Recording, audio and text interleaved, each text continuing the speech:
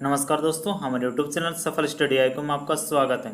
दोस्तों 10 जून को एक बहुत बड़ी डेवलपमेंट हुई है झारखंड में। और झारखंड के जो शिक्षा मंत्री हैं श्री जगन्नाथ महतो, उन्होंने कह दिया है कि अब जो है पारा टीचर सभी स्थायी होंगे, यानी सभी जो जितने भी प्राशिक्षक हैं 68,000 सभी को जो अब स्थायीकरण का करने का काम शुरू हो गया है। उसमें से जो है टेट पास पारा टीचर है उनके लिए एक विशेष पैकेज यानी 20,000 रुपये देने का बात कही गई है, जबकि जो टेट पास नहीं किए हैं उन लोगों के लिए क्या किया जाएगा उन सभी का हम यहाँ पर आपको बताएंगे पूरी डिटेल के साथ।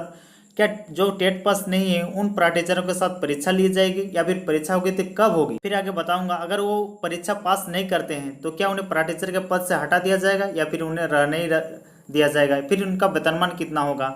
और ये जो सरकार द्वारा कही गई है या कह सकते हैं शिक्षा मंत्री के द्वारा कही गई है, ये बातें जो है लागू होने में कितने दिन लग सकते हैं, इन सभी का मैं पूरे डिटेल के साथ डिस्कशन करूंगा इस वीडियो में। तो सबसे पहले मैं आपको दिखा लेता हूं यहाँ पर जो 10 जून को छपी थी जो प्रमुख खबर थी, शिक्षा मंत्री की अध्यक्षता में वो एक उच्च स्तरीय कमेटी की बैठक हुई थी। इसमें जो है शिक्षा मंत्री इसके अध्यक्ष थे और इस कमेटी में और इसका जो उच्च स्तरीय मीटिंग हुई जिसमें जो है बहुत सारे बातों को इसमें शिक्षा मंत्री के द्वारा मान लिया गया और कुछ बातों को नहीं माना गया। इनमें प्रमुख क्या क्या मांगे थी परा टीचर के द्वारा, प्रशिक्षकों के द्वारा, इस बारे में मैं यहाँ पर बताऊंगा।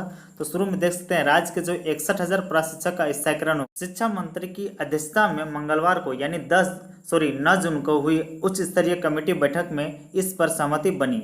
विभाग के स्तर से अब जो है प्रस्ताव कैबिनेट को अब जो है ये जो प्रस्ताव है अब इसे कैबिनेट में भेजा जाएगा। फिर जो है कैबिनेट से इसे पारित किया जाता है या फिर नहीं वो भी देखने वाली बात है।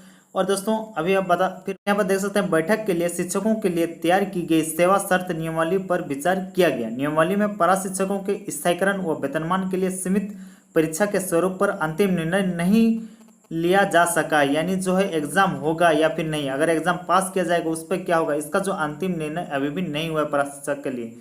हाँ, फिर जो है इसमें आगे कहा गया कि शिक्षक पात्रता परीक्षा यानी जो जेटेट सफल जितने भी 13,000 प्रशिक्षक हैं उनके स्थायीकरण व वेतनमान के लिए परीक्षा नहीं होगी। ये बात सही कर दिया कि जो भी प्राटीचर हैं और जिन्होंने जो है टेट पास कर चुके हैं उन्हें जो है ये परीक्षा जो ली जाने वाली है, ऐसा कहा जा रहा है जैसे कि जितने प्राटीचर हैं उनको जो एक एग्ज़ाम देना होगा वो जो एग्ज़ाम नहीं लिया जाएगा और जो है उन एग्ज़ाम नहीं लिया जाएगा जो टेट पास प्राटीचर है उनके लिए। और उनके लिए जो वेतनमान होगा वो 5,200 से लेकर 20,000 वेतनमान यानी इतना मानदेय दिया जाएगा।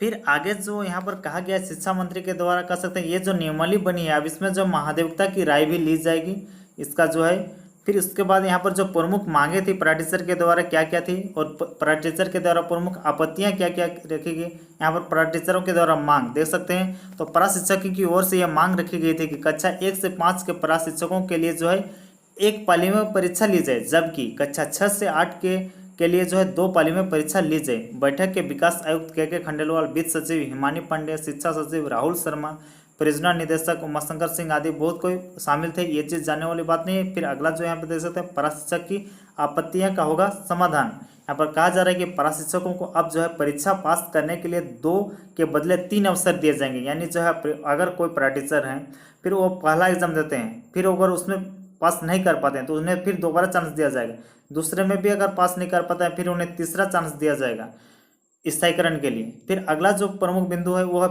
परीक्षा में शामिल होने के लिए प्रशिक्षण पूरा करने की 10 वर्ष की अवधि समाप्त होगी। यानी पहले ऐसा था कि अगर आपको ट्रेनिंग में भाग लेना है तो आपको जो है परा टीचर में कम से कम जो है आपकी 10 वर्ष की अवधि होनी चाहिए प्रशिक्षक के पद पर, लेकिन जो है अब उस समय सीमा को समाप्त कर दिया गया है।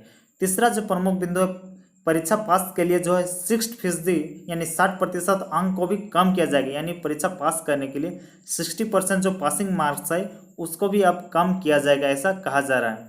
फिर यहाँ पर देख सकते हैं जो पारा शिक्षक टेट पास नहीं है उन्हें स्थायीकरण के लिए परीक्षा तो देनी होगी, ये बात कही गई है।